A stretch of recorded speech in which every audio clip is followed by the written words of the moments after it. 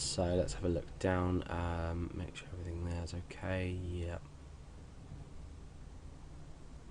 Let's just have another try of refreshing the page. Oh, I think it actually did work. Yeah, okay, I think there was just a slight delay in loading the data in.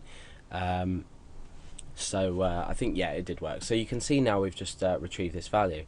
And what's more important, you've obviously noticed that by clicking submit, the page hasn't refreshed itself at all. So click submit, the page doesn't refresh itself, it just loads in the contents of include.inc.php. Okay, so now what happens if we want to make this load function a bit more dynamic? So for example, I might want to load in a specific file into a specific div. So I need to specify some arguments in my load function. So the first one I might want to specify is the div that I want to load the data into. So in this case it would be a div. And then the second parameter or argument I might want to give it is the file that I want to load into this div, so that might be include.inc.php. Now this function would be a lot better because it means you could reuse it over and over again, and it would be really useful if you had a page where you wanted to insert some dynamic data into many different divs and wanted to do this using lots of different buttons, or in actual fact when the mouse was moved or something like that. So we are going to use this to our advantage and create a fully rounded function that's going to allow us to do this. So we want to load into ADIV. This is the first argument, and load this file into ADIV, which is the second argument. So let's go ahead and make the change first of all in this load part of the function. If you're used to functions, then this will be pretty straightforward, but I'm going to go through it anyway just so we know what we're doing. So the first one is the div, and the second one is the file. Okay, so we've got the div which we're loading it into and the file. So all we need to now do is go down and make the changes. So the div here is specified as a div, but we want this to be dynamic depending on what we pass through this function. So this is just going to be the div. Now let's go down. This again needs this file here needs to be dynamic, so this is the file. So it's really as simple as that. Now what we've done is we've created ourselves a dynamic function that's going to load any file into any div.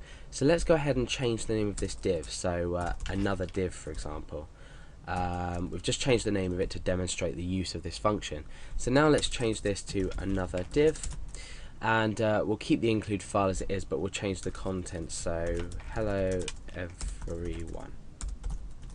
Okay, so let's go ahead and come onto our page.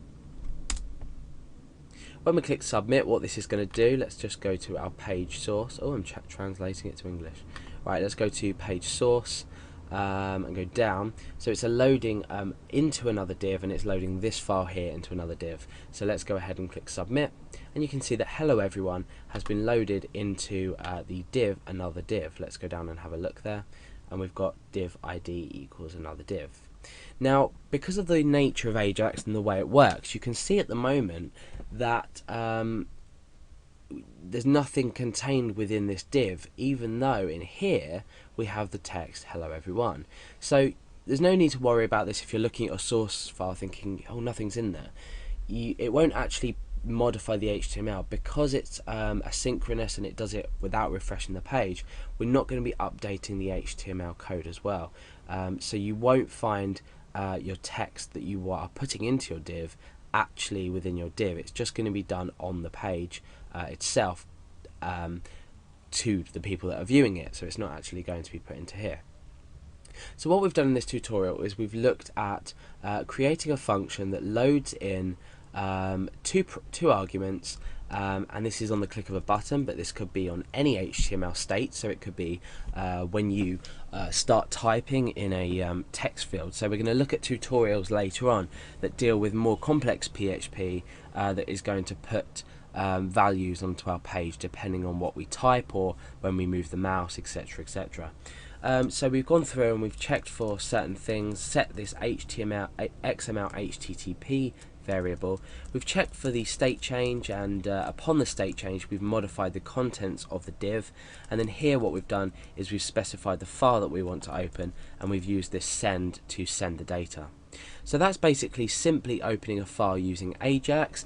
This is pure Ajax, so we're not using anything like jQuery here. jQuery is easier, however I do recommend you do learn this and learn how to do this, because it's going to be really useful later on when you want to write in pure JavaScript and use Ajax as it should be, as it's intended to be.